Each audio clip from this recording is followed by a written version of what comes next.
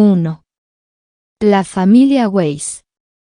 El 8 de agosto de 1935 se casó mi hermano mayor, Carl, con una joven católica llamada Inga Elms. Los dos tenían 21 años. Recuerdo con toda claridad el ardiente sol estival que caía sobre Berlín. Ni un soplo de aire agitaba las hojas de los álamos y los robles en el hermoso jardín del restaurante Golden Heart. Este restaurante era famoso por sus instalaciones para comer al aire libre. Blancos enrejados cubiertos de parras, estatuas, fuentes y un denso césped. El banquete de bodas lo celebramos en una zona privada que nos había sido reservada, rodeada de altos setos de un verde oscuro. Por entonces, yo tenía 17 años y mi hermana Anna 13, la benjamina de la casa. La recuerdo vagamente burlándose de mí y yo persiguiéndola, empujándola casi dentro de la fuente. Regresamos junto a la larga mesa cubierta con un mantel de hilo, con sus fruteros, el champaña y los helados, y presidida por la gran tarta nupcial. Nuestra madre nos reprendió cariñosamente. Un poco más de formalidad, niños, nos dijo. ¿Y tu corbata, Rudy? ¿Qué has hecho de ella? Hace demasiado calor, mamá. Haz el favor de ponértela. Es una ocasión en que hay que respetar las conveniencias. Aunque reacio, ni que decir tiene que me la puse. Mi madre sabía imponerse. Siempre conseguía que la obedeciéramos. Cuando éramos pequeños, a veces nos daba unos azotes. Por el contrario, mi padre, el doctor Joseph Weiss, era tan cariñoso, tan condescendiente, y se mostraba siempre tan preocupado con sus pacientes que, por lo que puedo recordar, jamás nos censuró o gritó y mucho menos llegó a pegarnos.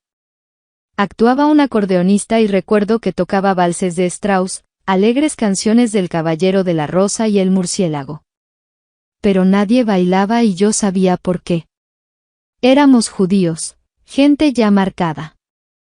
Millares de judíos habían abandonado ya Alemania, y los nazis se habían apoderado de sus propiedades. Se habían producido tumultos en las calles, humillaciones y manifestaciones. Pero nosotros habíamos permanecido allí. Mi madre siempre insistía en que Hitler era un político más, un advenedizo a quien pronto pondrían en su sitio. Estaba segura de que las cosas mejorarían. Hacía siglos que su familia vivía en el país y se sentía más alemana que cualquiera de aquellos matones que enarbolaban banderas por las calles. Sin embargo, la incomodidad en el banquete de boda se debía a algo más que a nuestra calidad de judíos. En realidad, las dos familias, los Elms y los Weiss, no se conocían. Los Elms eran más bien gente llana. El padre de Inga era maquinista, un hombre tímido de rostro achatado. Supongo que era una buena persona.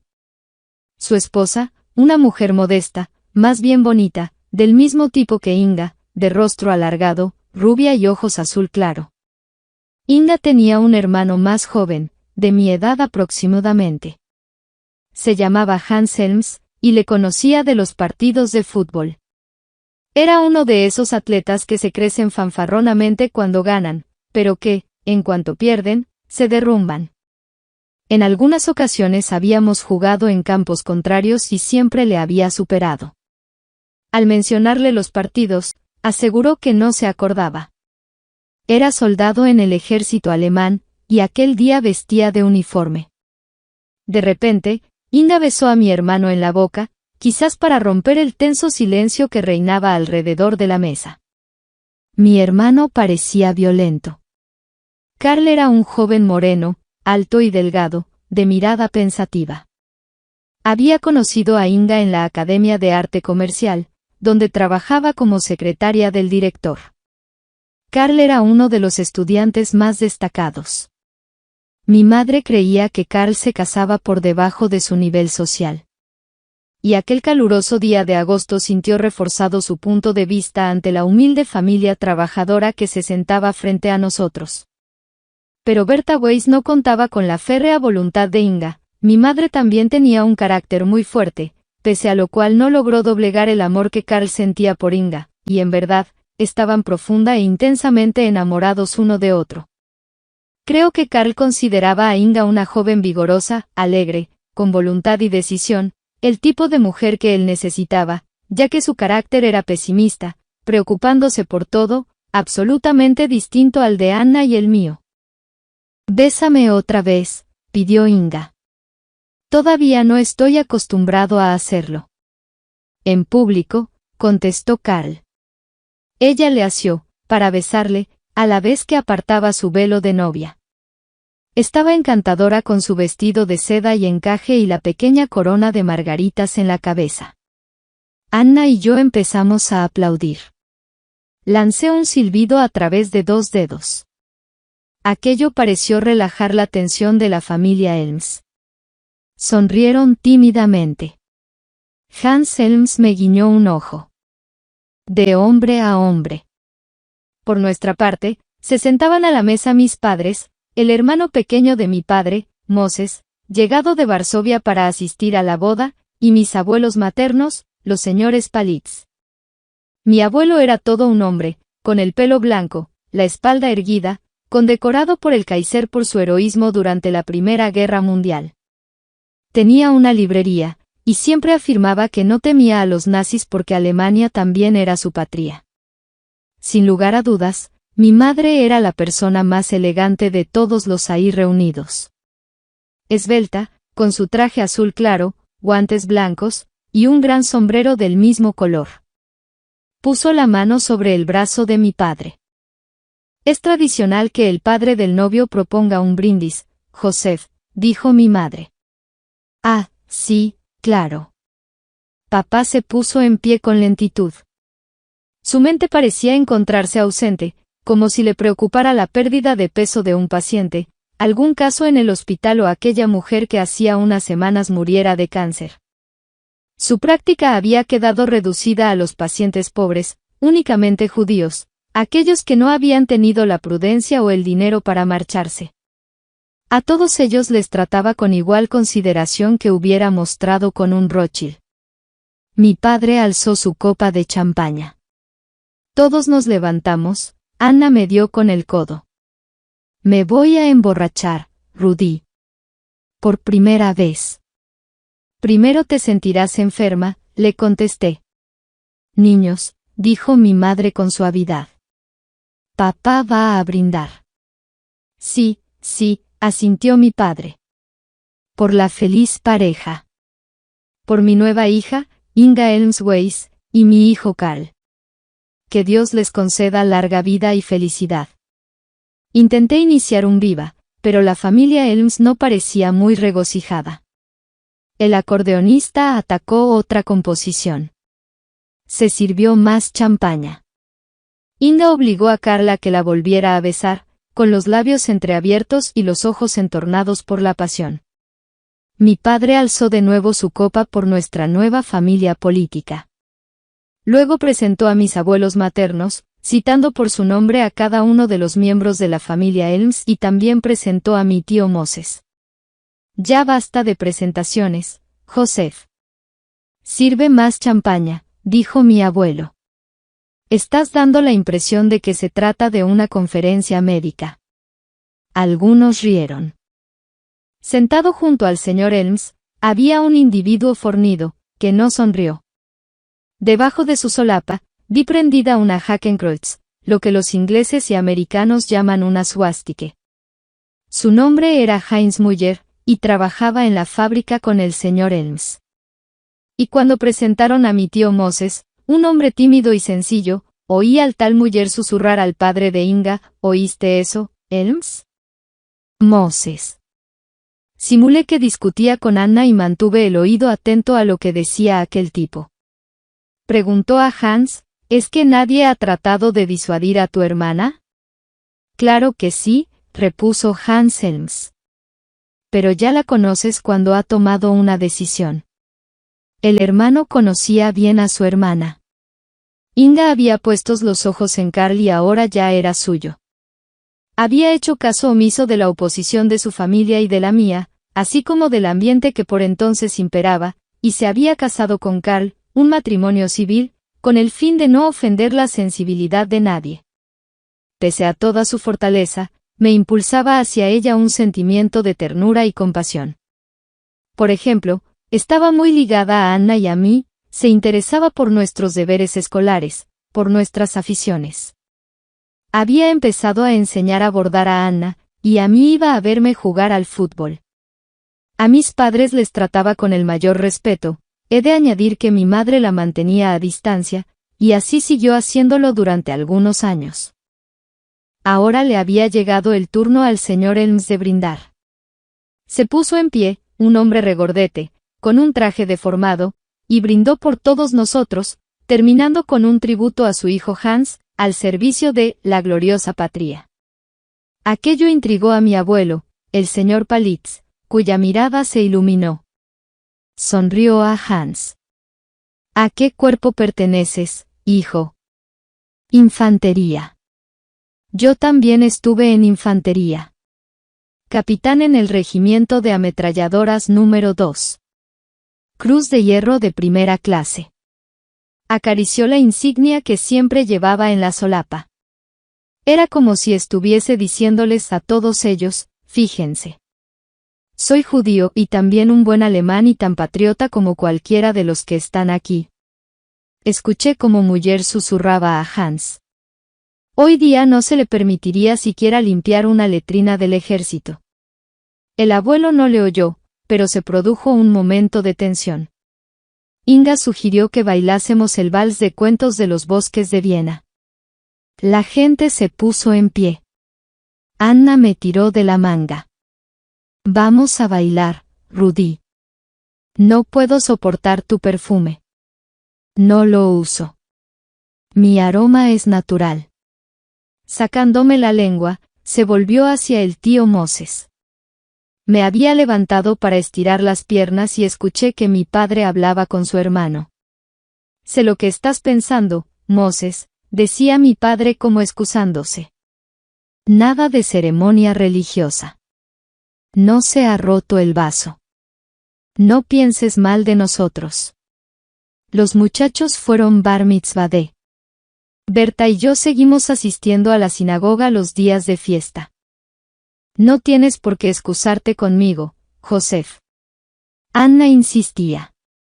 Baila conmigo, tío Moses. Le arrastró hacia el césped bajo la sombra de los árboles. Aún hoy puedo ver los dibujos que el sol y la sombra hacían sobre los bailarines.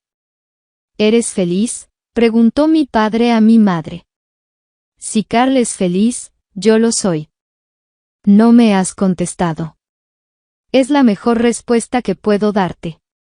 Son unas excelentes personas, dijo mi padre. Y Carl la ama profundamente. Será buena con él. Es una mujer fuerte. Ya me he dado cuenta, Joseph. Simulé estar algo más alegre de la cuenta y vagué alrededor de la mesa captando retazos de conversación. Müller estaba de nuevo al ataque, hablando en voz baja con el señor Elms, Hans y algunos de sus parientes. Es una lata que no pudierais hacer que Inga esperara algunos meses, estaba diciendo Müller. Los jefes del partido me han dicho que se están elaborando nuevas leyes. Van a prohibir los matrimonios mixtos. Os hubierais evitado muchos dolores de cabeza. Bueno, no son como los otros, arguyó el señor Elms. Ya sabes. Un médico. Y el viejo, un héroe de la guerra.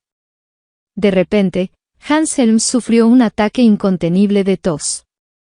Había estado fumando un puro y parecía a punto de ahogarse. Mi padre, que estaba bailando con mi madre, la dejó y acudió presuroso junto a Hans. Rápidamente le obligó a beber una taza de té. Y ante el asombro general, Hans dejó de toser. Un viejo remedio, dijo mi padre. El té contrarresta los efectos de la nicotina. Es algo que aprendí cuando aún estudiaba medicina. El grupo de los Elms miró con curiosidad a mi padre. Casi podía leer en sus mentes. Judío. Médico. Inteligente. Cortés. ¿Qué clase de médico es usted exactamente, doctor Weiss?, preguntó con arrogancia Muller. Muy bueno, le grité. Y me contuve para no añadir, y además, maldito lo que le importa a usted, Rudy, me amonestó mi madre. ¿Qué maneras son esas? Practico la medicina general, repuso mi padre. Tengo una pequeña clínica particular en Groningstrasse. Hans se había dejado caer en una silla. Le lloraban los ojos y tenía desabrochado el cuello. Su madre le daba palmaditas en la rubia cabeza. Pobre Hans. Espero que lo traten bien en el ejército.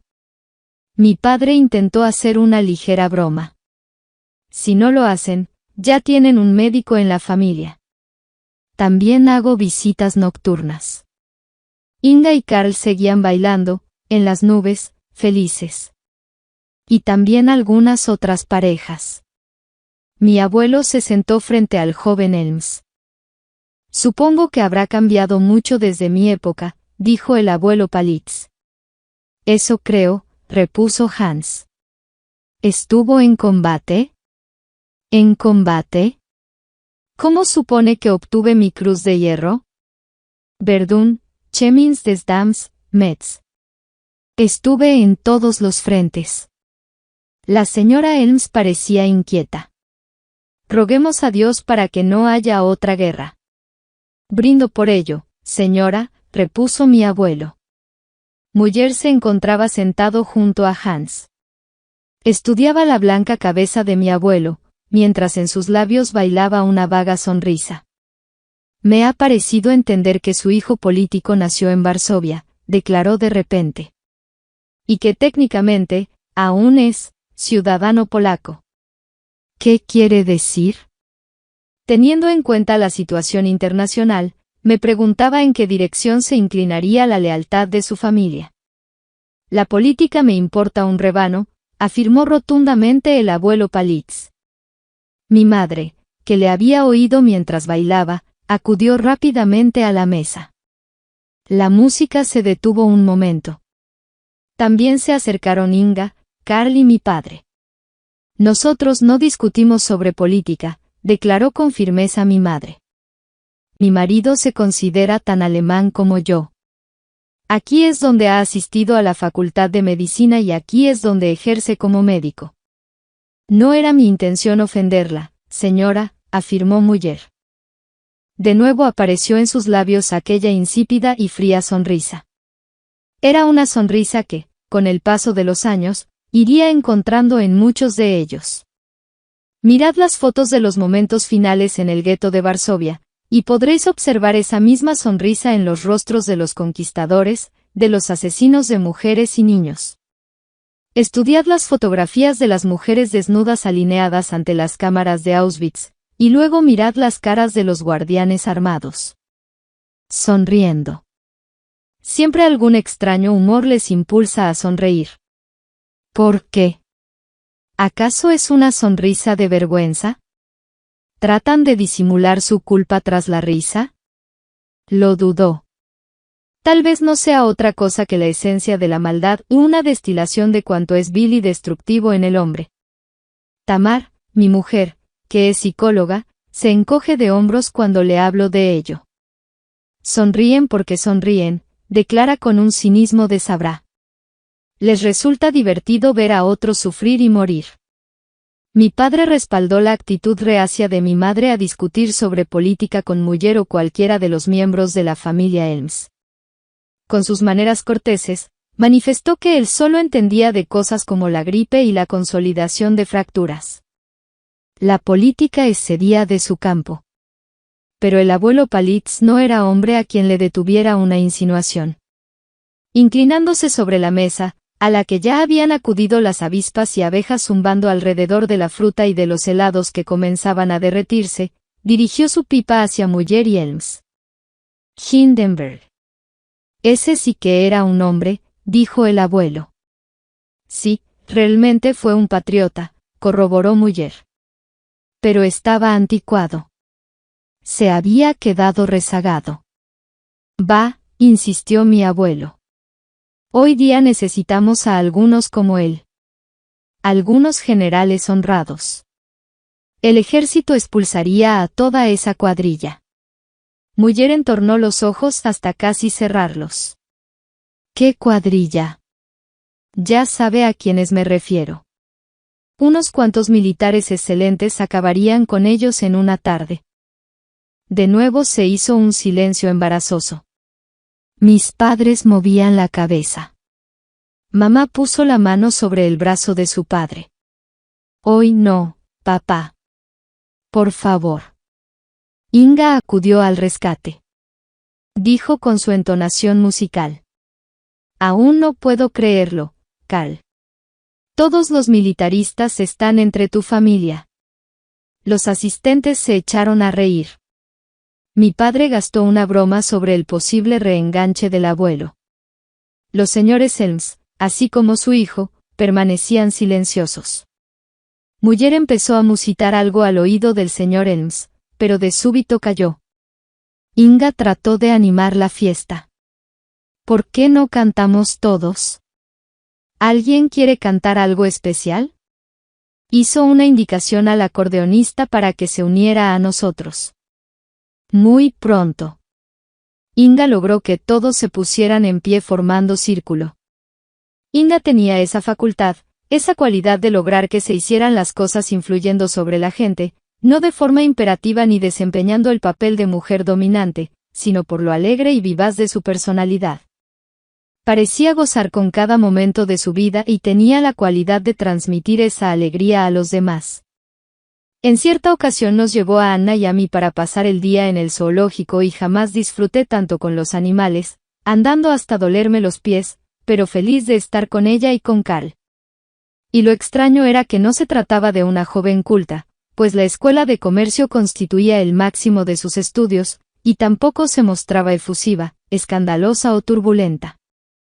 Sencillamente, estaba despierta, amaba la vida y hacía que uno sintiera lo mismo.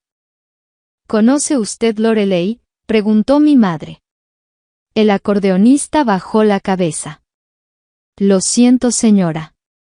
Pero Eine. ¿Está prohibido Eine?, inquirió mi madre con incredulidad. Verá, el departamento de música del partido dice. Por favor, insistió mi madre. Adelante, dijo Inga. Besó al músico en la frente. Debe tocarla en honor de la novia. Me encanta. El acordeonista empezó a tocar. Carl rodeó con el brazo a Inga, esta, a su vez, a mi padre, y así sucesivamente.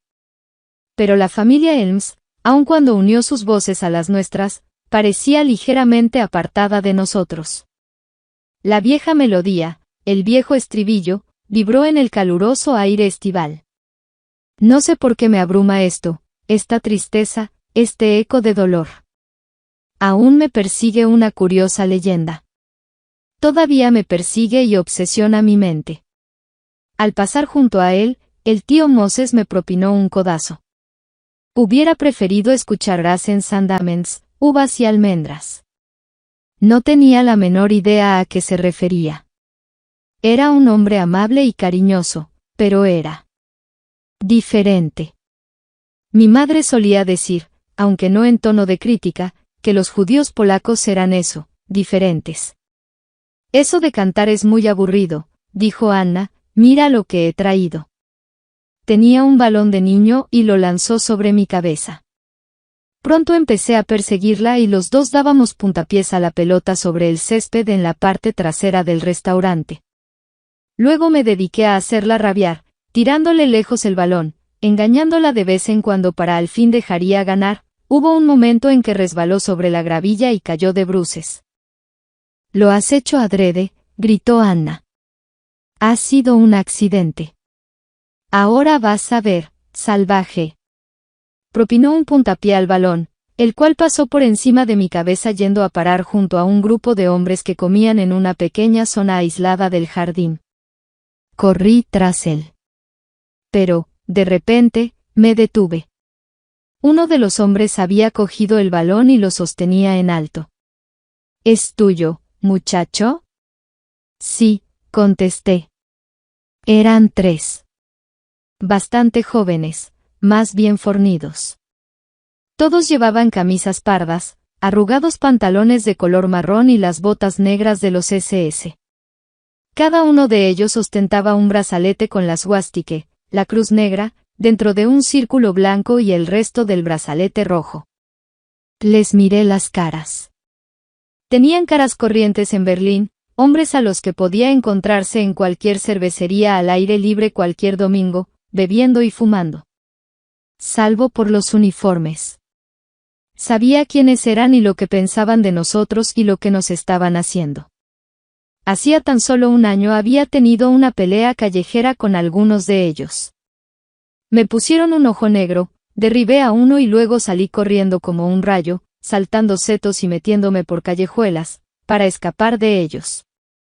¿Qué miras, muchacho?, preguntó el hombre que tenía el balón. Nada. Anna se encontraba detrás de mí, a cierta distancia. También los había visto y empezó a retroceder. Hubiera querido decirle, no, no lo hagas. No les demuestres que tenemos miedo, ignoran que somos judíos. Tenía la cara pálida y seguía retrocediendo. Parecía comprender, acaso mejor que yo, que eran nuestros enemigos, que nada de cuanto pudiéramos decir, hacer o pretender ser, podría salvarnos de ese odio ciego e irrazonable. Sin embargo, ahora los hombres parecían mostrarse indiferentes ante nuestra presencia. Me lanzó el balón. Le di un cabezazo, describiendo un arco perfecto, y luego un puntapié en dirección a Anna. Tenía la sensación de que habíamos escapado por muy poco, aunque no estaba seguro de qué. Anna y yo nos detuvimos a la sombra de un laurel. Volvimos a mirar hacia los 3 SS. La fiesta de boda se ha estropeado, dijo Anna. De ninguna manera, le contesté. Esos tipos no significan nada para nosotros. Podíamos oír a nuestra familia y a los Elms cantando al otro lado de los setos. Vamos, le dije. Yo me pondré de portero y tú trata de meterme un gol. No. No quiero jugar a la pelota y tampoco cantar. Echó a correr. Le lancé suavemente el balón, que le pegó en la espalda. Por lo general, Anna, siempre animada y dispuesta a bromear, se hubiera vuelto para tomarse la revancha. Pero esta vez siguió corriendo. Miré, una vez más, hacia los hombres de las camisas pardas y me pregunté si no estaríamos todos corriendo.